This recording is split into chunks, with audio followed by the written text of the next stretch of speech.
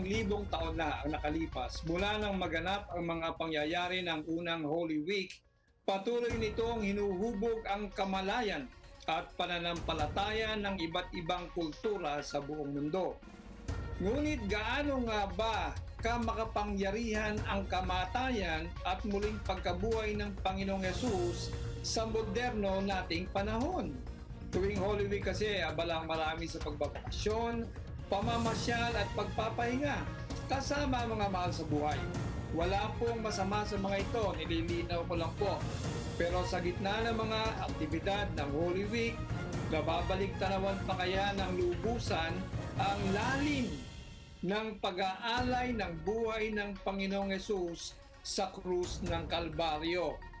Ang sakripisyo kaya na ginawa ng Diyos ay nagigets pa o meron pa bang nakaka-relate pa ba ang mga individual sa ating lipunan sa tunay at lalim at kabuluhan ng sakripisyo ng Panginoon?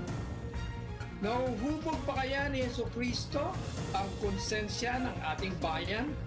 At kung totoo ngang ang passion ni Kristo ang pinakadakilang pangyayari sa kasaysayan, may kapangyarihan pa rin kaya itong impluwensyahan maging ang moderno nating buhay, lipunan at pamahalaan. Magandang gabi, ako po si Alex Tinsay. Samahan niyo akong hanapin ang sagot sa tanong na Semana Santa, may kapangyarihan ka pa nga ba? Dito lang sa programang patuloy na naninindigan sa katotohanan, katarungan at katwiran, Diyos at bayan. Ngunit iisa pa rin ang tunay na batayan ng ating pananampalataya, ng ating patutunguhan, ang salita ng Diyos. Pero yun nga po, yung righteousness na ginawa ng Panginoon ay maaaring hindi po tumanim sa puso ng bawat isa, no?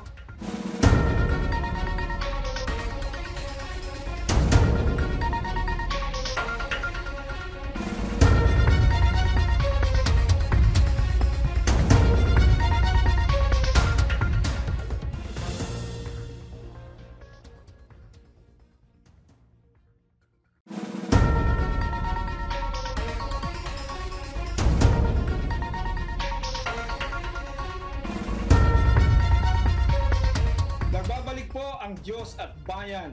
Pinag-uusapan pa rin po natin ang usaping Semana Santa, may kapangyarihan pa nga ba? Para sagutin ang tanong na yan, makakasama natin mismo sila National President of Philippines for Jesus Movement o PJM, walang iba kundi si Bishop Leo Alconga at ang Senior Pastor ng Jesus the True Vine Christian Fellowship, Pastor Archie Divilla. Magandang gabi po sa inyo, gentlemen. Servants of Bishop Leo. Magandang araw po sa inyo lahat at magandang gabi na rin kung sa palabas nito ay gabi dumating sa inyo. Pagpalain tayo lahat ng Panginoong Diyos.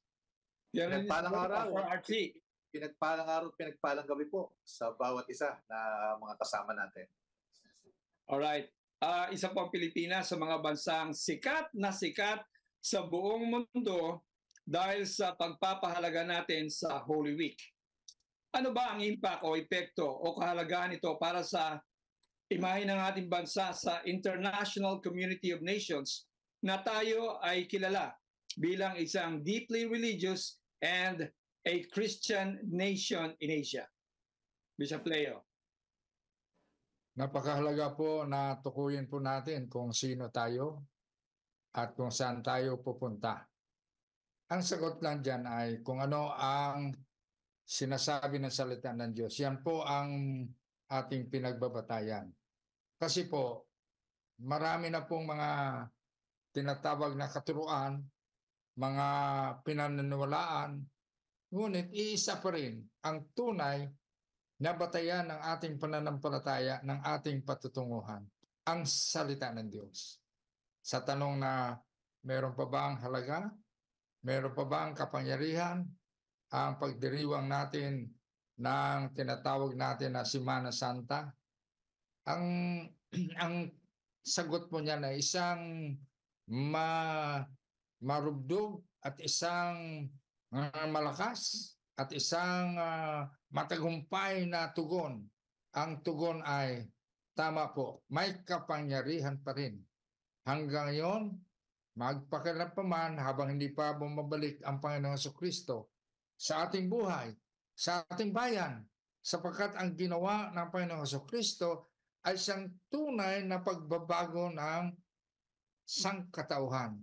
Kasi po ngayon ay uso yung tinatawag na transformational movement, uso yung tinatawag na arise movement at build up movement, equip movement, pero isa pa rin po ang tinutukoy niyan. Ang ginawa ng Panginoong Jesucristo doon sa krus ng Kalbaryo ay sa pong tunay na batayan ng pagbabago, buhay ng tao at buhay ng bansa. Kaya po, may kapangyarihan po ang kaganapan po sa Semana Santa. Nangyari yan matagal na panahon, subalit ang ginawa ni Jesucristo sa krus ng Kalbaryo hanggang ngayon ay may kapangyarihan. Hanggang ngayon ay may kapangyarihan sa pagbabago ng sangkatauhan ng bansa. Hanggang ngayon ay may kapangyarihan higit sa lahat ng kaligtasan ng sangkatauhan. Wow, grabe. Talagang in no uncertain terms yung mensahe na binigay ninyo. Si Pastor Archie naman po. Sa aking pananaw, napakahalaga po ng ating pagdiriwang naging pagdiriwang at mga pagdiriwang pa na dadating ng Semana Santa sa ating bansa. Ito po ay mahalaga na dahil dito ay nare-recognize po ng international community at lubusan po nilang maunawaan kung bakit tayo ay konserbatibo sa iba't ibang mga issue ng lipunan. Halimbawa po, maunawaan nila na kaya tayo ay hindi sumasang-ayon, halimbawa sa mga batas ng abortion na nakakalungkot na sa France ay kapapasalang na ang abortion law ay okay na rin. Pero dito po sa ating bansa, dahil sa pagpapahalaga po natin sa ating pananampalataya, ay maunawaan po nila na malalim ang ating pananampalataya, kaya't hindi po tayo basta-basta nasusway ng ganitong mga pananaw at maging sa mga iba't iba pang batas na hindi po talaga naayon sa salita ng Diyos. At maging sa sambayanang Pilipino po ay napakahalaga pa rin ito sa atin sapagkat sabi nga ni Bishop Leo, ito po yung pundasyon nakapundasyon dito ang ating pananampalataya sa pag-alaala natin sa pagpunta ng ating Panginoong Hesus, pagkamatay para sa ating kasalanan, pagkabuhay na maguli sa mga patay na siya namang katotohanan na ating pong ipinagdiriwang. Salamat po. Thank you so much, Pastor Archie. Gentlemen, napapansin naman natin na sa kabila ng pagiging kilala ng Pilipinas bilang isang Christian nation, tayo naman ay inuulan ng mga batas na counter-Christian. Ang mga core values katulad ngayon dyan sa Kongreso, alam naman natin, we are the only Christian nation in Asia. We're not talking about religion. Nandiyan po yung mga Katoliko na majority sa atin at yung mga evangelicals. Pero nandiyan po ang divorce bill na talagang nire-railroad nila na parang makapasok na sa ating bansa. Narinig ko mga mainit na balitaktakan dyan at marami din naman mga tumitindig na mga Kristiyano na nagsasabing yung hinihingi ng divorce ay salungat sa ating Christian values. Nandiyan din ang Sogi Bill na nagsasabing hindi lang lalaki at babae ang kasarian ng tao, depende sa iyong preference. At dagdagan pa ng mga sandamakmak na genders daw na mayroon sa mundo. Well, it's very clear that these bills contradict the very foundation of the faith we celebrate as a nation during Holy Week. Kung sakaling pumasa po mga panukalang batas na ito, hindi ba ito ay isang malaking contradiction. Even we can call it hypocrisy para sa Pilipinas. Bishop Leo. Meron po tayong tinatawag na betrayal of the basic foundation of life and faith. Meron po tayong tinatawag na pagtanggi sa kalooban ng Diyos sa ating buhay at sa ating bansa. Ang lahat ng binanggit ni Brother Alex, ito po ay hindi lamang paglabag, hindi lamang pagyura sa karangalan ng Diyos. Kasi po, ang Diyos mismo ang nagtalaga ng tamang pamaraan. Una, kung sino tayo. Ang sabi ng Genesis 1:27, God created man and woman. And they were created in the image of God. Maliwanag po yan eh. Maliwanag na maliwanag. Tungkol naman sa divorce, God hates divorce. Atin pong sinasalungat ang sinasabi ng Diyos. Kaya yan po, kasi po tayo po, binansagang religious nation, but we are not a righteous nation. Ang sinasabi po ng banal na kasulatan ay mahalaga po na maging righteous tayo. Bakit po? Kasi ang righteousness exalt the nation. But sin is a reproach to many people. Proverbs 14:34. Kaya po, pag tayo po ay tumaliwas, pag tayo po ay tinakwil natin ang salita ng Diyos, ay talagang mapapahamak ang ating minamahal na bansa. Pangalawa po, ang sabi ni Jesus sa John 8:32, hanapin niyo ang katotohanan. At ang katotohanan ay siyang magpapalaya sa inyo. Meron po bang makita tayong katotohanan sa mga issue na ito? Meron po. Kanya lang, ang mga kasinungalingan na binibigyan natin ng preference, ang mga paglabag sa batas ng Diyos. Alam po ninyo, the highest constitution of the people, the highest constitution of the land is the Word of God. Yan po ay hindi po natin pwedeng labagin yan. Maaaring malabag natin ang constitution ng tao. Pero ang constitution na ilagay ng Diyos sa pamamagitan ng kanyang salita ay hindi po natin pwedeng labagin. Ang sabi nga ni Jesus man shall not live by bread alone, but by every word of God that proceeded out of His mouth. Kanya po, itong pagdiriwang natin ng Semana Santa, tatlong bagay po makita po natin doon. Number one, we should review where we stand before God. Number two, sa mga nakakilala na sa Diyos, we should renew our relationship with God. And number three, we should refresh the faith that God has given us so that other people will know the power and the authority of God and the saving knowledge of Jesus Christ as Lord and Savior. Amen. Amen. Pastor Archie. Praise God. Bibigyan din ko po yung nabanggit ni Bishop Leo. Siguro ang isang pagkakamali, kung matatawag nating pagkakamali nga, yung ang ating pong bayan at maging ang mga politicians ay karamihan naman ay religious. Pero yun nga po, yung righteousness na ginawa ng Panginoon ay maaaring hindi po tumanim sa puso ng bawat isa, no? Ayon po doon sa halimbawa 2 Corinthians 5:21, ang Panginoong Hesus na walang kasalanan ay naging kasalanan para sa atin, para tayo na mga makasalanan ay maging katuwiran ng Diyos kay Kristo Jesus. We are the righteousness of God in Christ Jesus. Siguro po yan ang maunawaan ng sambayan ng Pilipino na dulot po ng Semana Santa. At kung maunawaan ang ginawa ng Panginoon na siya ay nagpapapaging banal, nagpapapaging righteous sa atin, saka po mababago ang kaisipan at magkakaroon po ng renewal ng spirit at pag tinignan po ang batas ng salita ng Diyos, doon talaga nila isasalig ang lalo sa Kongreso, sa Senado, ang paggawa ng batas Dahil, di ba, nakalagay sa preamble ng Constitution natin, with the sovereign Filipino people imploring the aid of our God Almighty. Imploring the aid, humihingi tayo ng gabay sa atin pong Diyos na makapangyarihan.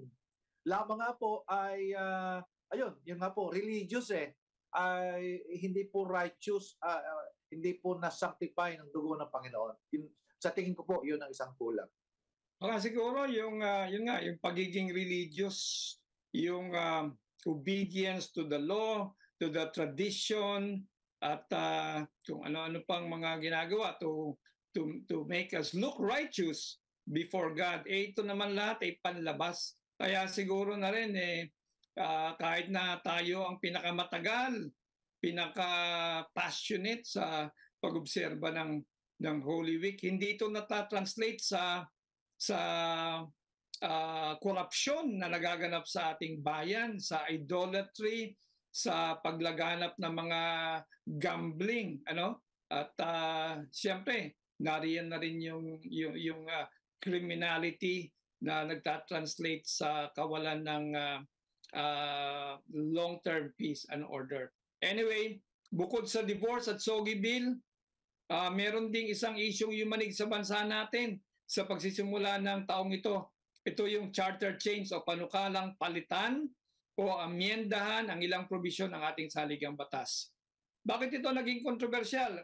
Ito ay dahil na rin sa People's Initiative na tinawag ni Senator Joel Villanueva, na ito raw People's Initiative na ito ay peking People's Initiative dahil lumalabas na hindi naman taong bayan ang tunay na naghumiling na amyendahan ng konstitusyon, kundi ito pa rin yung bang tuwing may bagong administrasyon, yung nakaupong administrasyon through the congressmen at yung iba pang tumanggap ng milyong-milyong budget para sa proyekto, kapalit ng mga pirma ng kanilang constituent para sa People's Initiative, alam naman natin na there is always their interest na mapatagal ang kanilang pag-upo.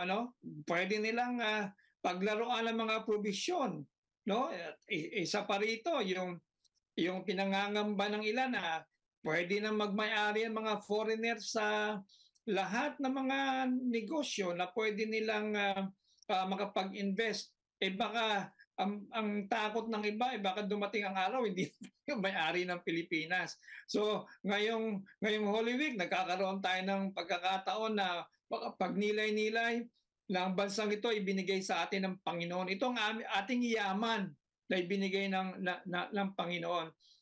Ano naman po ang masasabi ninyo sa mga kongresista natin na nagsusulong, at sa mga powers that be na nagsusulong dito sa People's Initiative na hindi naman nga People's Initiative, Bishop Leo? Ito po ang bunga po nito ay nagmula sa number one, hindi natin talaga kinikilala ang power and authority of God upon our nation. Kasi ang sabi sa Psalm 33:12, "Blessed is the nation whose God is the Lord." Ang pagpapala ng bansa ay hindi sa pagbabago ng konstitusyon. Ang pagpapala ng bansa, ang sabi sa 2 Chronicles 7:14, "If my people who are called by my name shall humble themselves, shall pray, and shall turn from their wicked ways, then I, the Lord God, will hear from heaven, and I will heal the land." Yan po, hindi po pagbabago ng konstitusyon. Ang una pong dapat baguhin ay ang ating buhay, ating puso, sapagkat pag natanggap natin ang katotohanan niyan sa ating buhay, kahit tayo politiko, kahit tayo Pangulo ng Republika ng Pilipinas, ay mayroon pong talagang tunay na gabay at patnubay ng pagbabago ng bansang Pilipinas mula sa Diyos.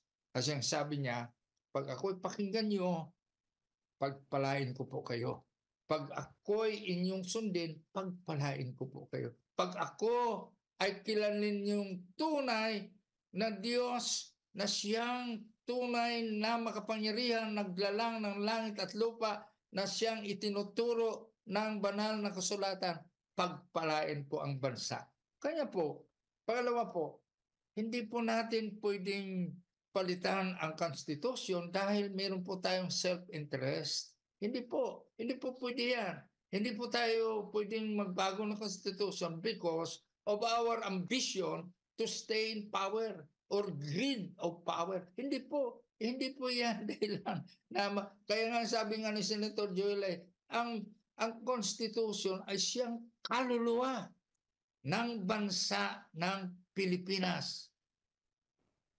Ang ito po ay nakabatay rin sa glorious divine agenda of God for our people and nation.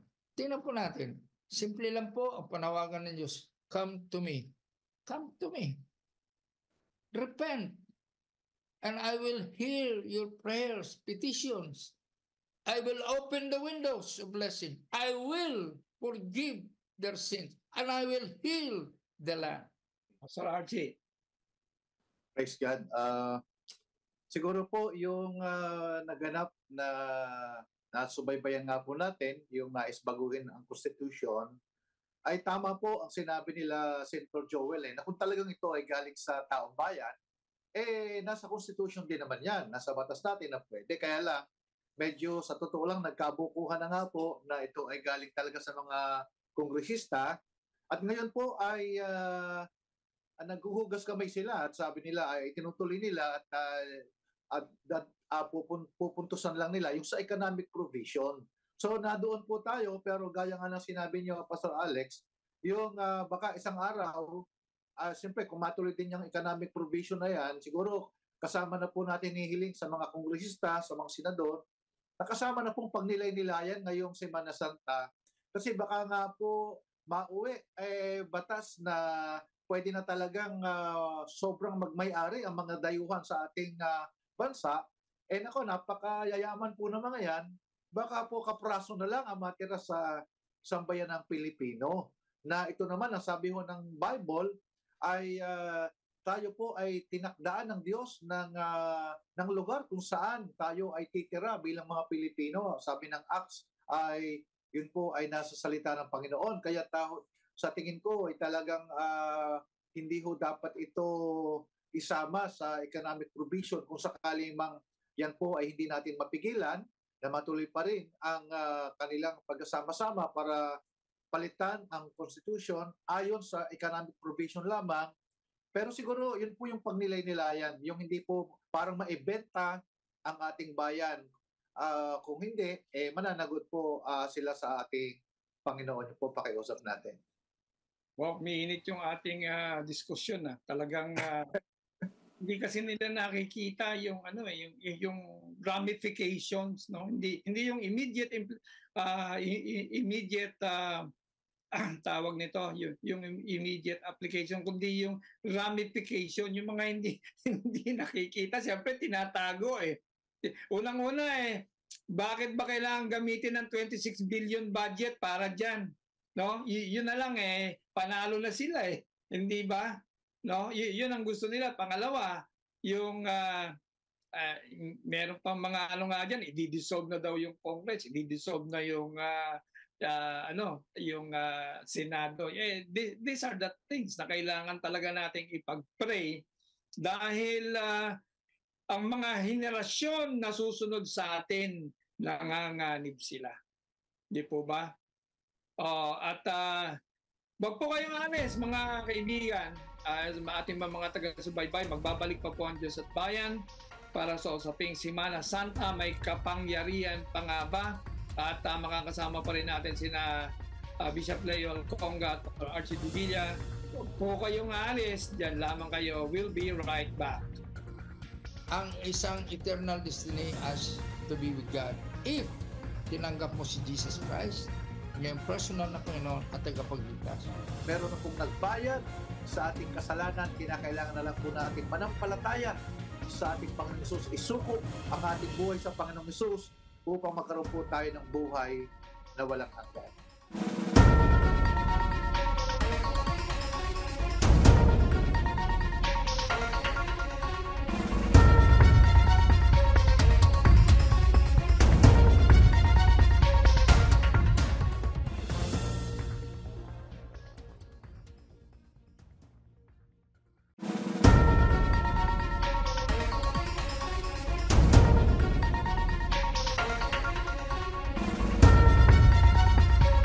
Nagbabalik pa rin po ang Diyos at Bayan. Pinag-uusapan natin ang usaping Semana Santa, may kapangyarihan pa nga ba? Kasama pa rin po natin sila National President of the Philippines for Jesus Movement, Bishop Leo Alconga, at Senior Pastor ng Jesus the True Vine Christian Fellowship, Pastor Archie Divilla. Gentlemen, isentro naman natin ngayong Holy Week discussion natin dito yung tinatawag na golden text of the Holy Scriptures, yung John 3:16 na nagsasabing, sapagkat gayon na lamang ang pag-ibig ng Diyos sa sangkatauhan, kaya't ibinigay niya ang kanyang kaisa-isang anak, upang ang sinumang sumampalataya sa kanya ay hindi mapahamak, kundi magkaroon ng buhay na walang hanggan. Bakit po ba kinailangang isakripisyo ng Diyos ang bugtong anak niya na si Jesus para sa kaligtasan ng sanlibutan? In other words, para saan po ba ang lahat ng culmination ng kaganapan ng Holy Week? Why was the Passion of Christ necessary for the salvation of mankind? Bishop Leo, please. Kahit sa lumang tipan po, ang mensahe ng kadakilaan ng pag-ibig ng Panginoong Diyos sa pamamagitan ng pagbigay niya sa kanyang bugtong na anak si Jesucristo ay maliwanag po. Sinasabi doon na sa Isaiah chapter 54, by the stripes of Jesus, we were healed. Ang ibig po sabihin niya ng healing na yan ay healing sa ating spiritual na katayuan sa Diyos at healing physical. Pero higit sa lahat, the greatest miracle that God offers to man is salvation. Kaya yun po ang mensahe ng John 3:16. Kung dugtungan po natin yan sa Romans 5:8, ang sabi po doon ay, God demonstrated His love towards us, that while we were yet sinners, Christ died for us. Ito po ang senaryo ng Semana Santa, na mayroong isang dumating, binigyan niya ang kanyang buhay, inalay niya ang kanyang buhay sa krus ng Kalbaryo. For what reason? For us to be saved. Ang sabi sa Luke 19:10, Jesus came to seek and to save that which was lost. Dumating siya, hanapin at iligtas ang mga nawawala ng kaligtasan. Alam po ninyo mga kababayan, ang dulot, immediate na dulot ng pagdiriwang natin ng Semana Santa ay buhay na binago ng Panginoong Jesucristo. Kaya hindi makakaroon ng gulo ng mga kung ano-anong nangyayari sa ating bansa kung paghariin natin ang Panginoong Jesucristo sa ating buhay. Kaya tayo inanawagan na sana ang Kongreso, mga politician, hindi lang Kongreso, lahat ng politician, lahat ng mga leaders natin ay tunay na kumikilala ng tunay na kahulugan ng Semana Santa. Hindi po ito religious rites, hindi po ito religious components of showing to the people that we are people na mahalaga rin sa atin ang katuwiran. Hindi po ito pagpakitang tao. Patunayan natin kung maaari lamang ang Kongreso ay mag-declare na sabihin ng namumuno sa Kongreso, sa Senado, sa Malacanang at sa iba pang pamunuan ng pamahalaan, magnilay-nilay tayo o sisain natin ang ating buhay sa harapan ng Diyos.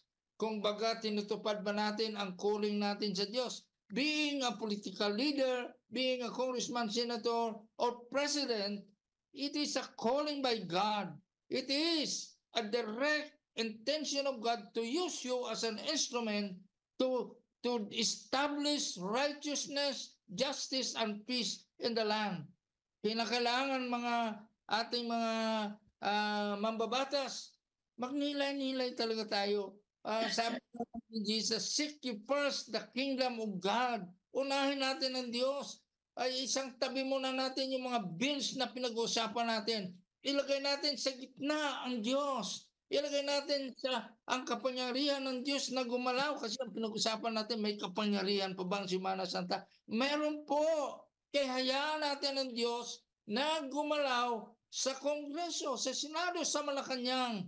Kasi merong malaking bagay na magaganap sa ating bansa pag sinunod natin. Basahin natin ang banal na kasulatan, mga hari na sumusunod sa Diyos, prosperous, peaceful ang mga bansa na yan. Naranasan nila ang kapangyarihan ng Diyos. Yung Semana Santa nito, huwag lamang tayo mag-rest, kundi talagang buuhin natin sa ating espiritu at kaluluwa na pagbigyan natin ang Diyos sa ating buhay. Pagbalik natin sa Kongreso, maniwala kayo, magbabago rin ang lakad ng Kongreso, ng Senado at ng Malacanang. Pagpalain po kayo ng Panginoon at naway sundin natin ang panawagan na hindi po ako nananawagan. Ang Diyos po, kasi ang sabi ng Diyos, kanina nga, nabanggit ko na ang 2 Chronicles 7:14, binanggit ko rin ang Psalm 33:12, binanggit ko rin ang Matthew 6:33, seek ye first the kingdom of God. Seek God first. Yan po ang ibig sabihin niyan. Mga mambabatas, sana magawa natin ito sa kapakanan ng bayan natin at sa kalulhatian ng Diyos na tumawag sa inyo sa inyong mga lugar at posisyon. Wow, sana nanonood yung mga congressman natin. Kasi tama po yung sinabi ninyo eh. The Assyrian Empire, the Persian Empire, the Babylonian Empire, the Egyptian Empire, lahat ng mga empire na yan, lahat yan ay nangawala. Nawala silang lahat sapagkat ang sabi ng Bible, heaven and earth will pass away, but the words of God will remain forever. Yung ngayon mga nanunungkulan, yan po yung binigay sa inyo, it's a public trust. Binigay po sa inyo ng Diyos kasi sinabi naman sa salita ng Diyos it is God who sets up and disposes kings and leaders. So, kung ano man po ang inyong mga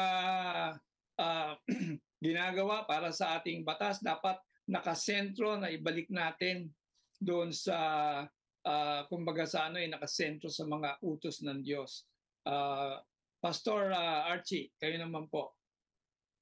Napakahalaga po ng sakripisyo ng Panginoon. Diba? Yun nga, yung John 3:16, inuulit-ulit natin, sapagkat gayon na lamang ang pag-ibig ng Diyos sa sanlibutan, ibinigay niya ang kanyang bugtong na anak upang ang sino mang sa kanya ay sumampalataya, hindi na mapapahamak, kundi magkaroon ng buhay na walang hanggan.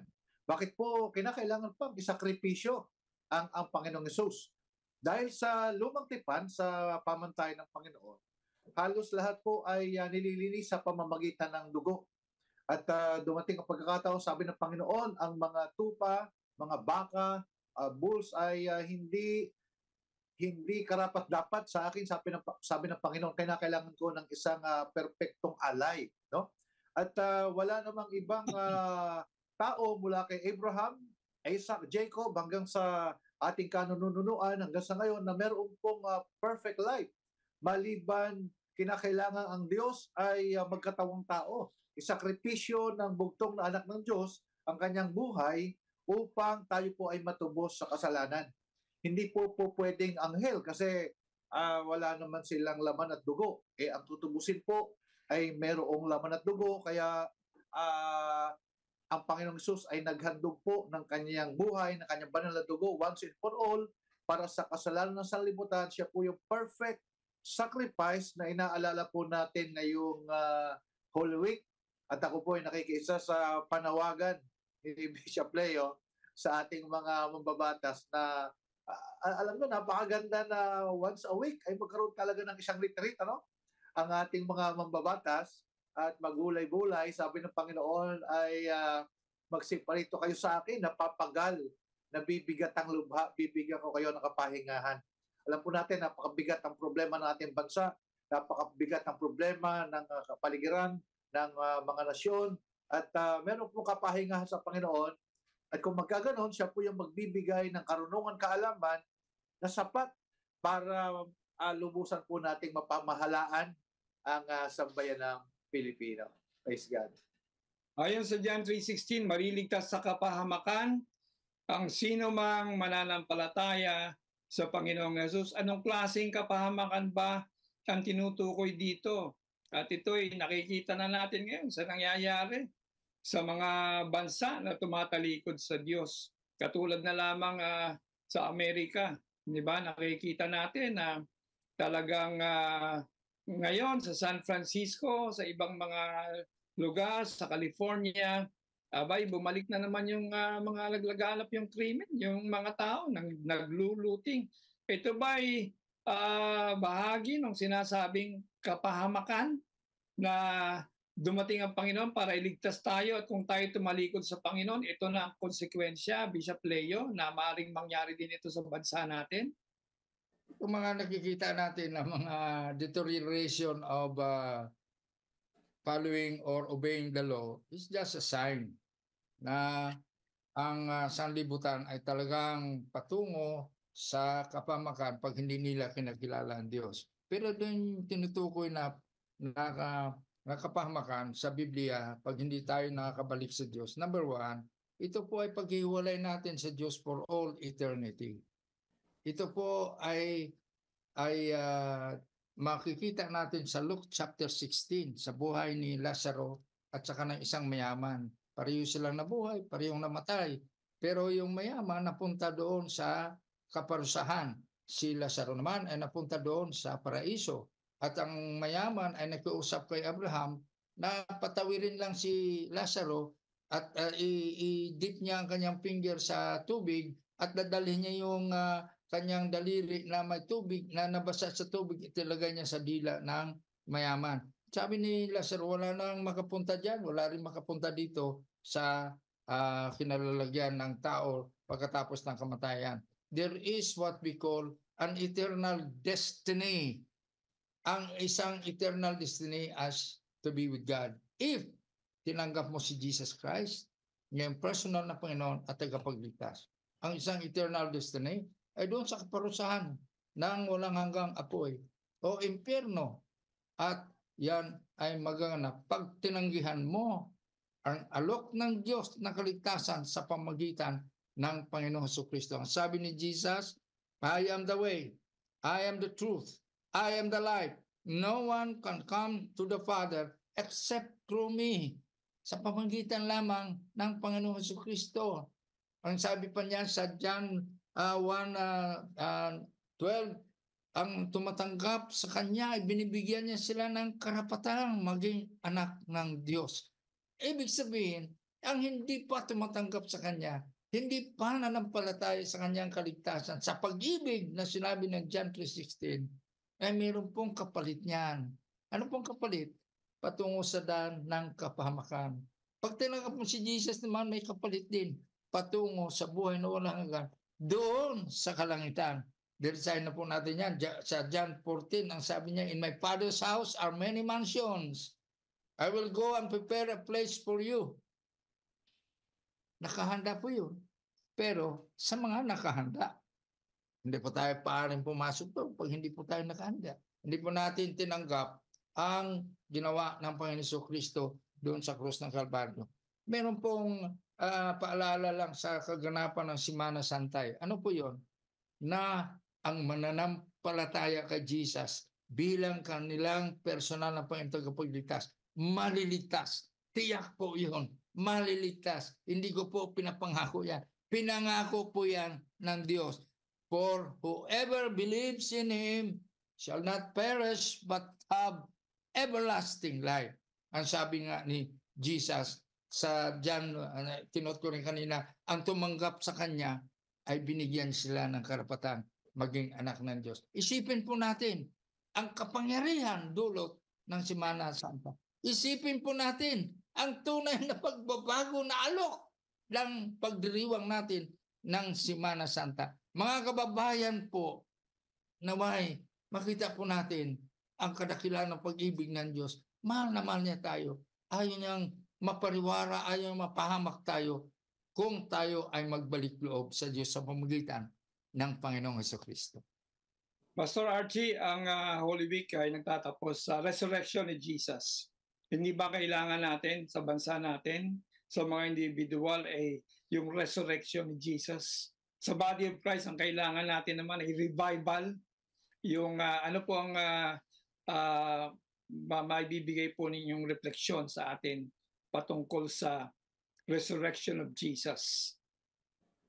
Isa po sa pinakamahalagang pundasyon ng ating pananampalataya ay hindi lamang po yung namatay ang Panginoong Hesus sa ating kasalanan, kundi siya po ay nabuhay na mag-uli sa mga patay ayon sa kasulatan at ayon sa kasaysayan, na patunayan, sinuri ng kahit hindi man nananampalataya na talagang merong Hesus na nag-alay ng buhay sa krus ng Kalbaryo, namatay, inilbing, at ng ikatlong araw ay nabuhay na mag-uli sa mga patay. Nakakalungkot po na sa atin pong sa sanlibutan, ang mga tao po ay naghahanap ng kaligayahan, karunungan, kaalaman, kasapatan sa kanilang sarili at nagliliwaliw. Hindi naman masama na magsaya, pero ang dulo ng kalimitang kalayawan na ginagawa ng tao ay kamatayan. At sinasabi po, paghiwalay sa Diyos, sabi po ng Mark 8:36, ano ang mapapala ng isang tao? Makamtan man niya ang kayamanan ng buong sanlibutan kung mapapahamak naman ang kanyang kaisa-isang kaluluwa, ang kanyang kaisa-isang buhay. Naalala ko po si Haring Solomon, isa po siya sa pinakamayamang hari na nabuhay sa daigdig. At pagkatapos ng lahat ng ito, nakita niya, sabi niya, ang lahat ng kanyang pinagpagalan ay walang kabuluhan. Vanity, vanity under the sun. Kaya't ngayon pong Semana Santa, patuloy po nating pagnilay-nilayan ang ginawa ng Panginoon sa atin, ang ginawang paghahandog ng kanyang sarili sa atin.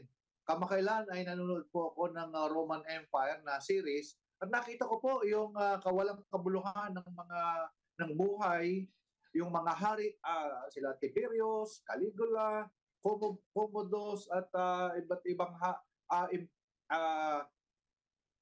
naghari sa Rome ay naging nawala ng kabuluhan ang kanilang buhay at sila ay nagpasasa sa kasuklam-suklam ng mga kahalayan at ito po ay nagaganap pa rin sa ating panahon at nagbabago ang panahon, kagaya nga sa Amerika, sa Europa ay napakapasama, para bagang pasama ang daigdig at siguro tayo mga Pilipino ay magnilay-nilay sa ginawa ng Panginoon sa atin.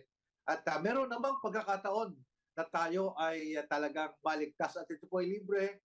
Panghuli, sabi po ng Ephesians 2:8-9, ganito po, sa biyaya, tayo naligtas sa pamamagitan ng ating pananampalataya, hindi po ito sa pamamagitan ng ating mga gawa upang ang sino man ay hindi magmalaki sa Diyos. Meron na pong nagbayad sa ating kasalanan, kinakailangan na lang po nating manampalataya sa ating Panginoong Hesus, isuko ang ating buhay sa Panginoong Hesus upang magkaroon po tayo ng buhay na walang hanggan.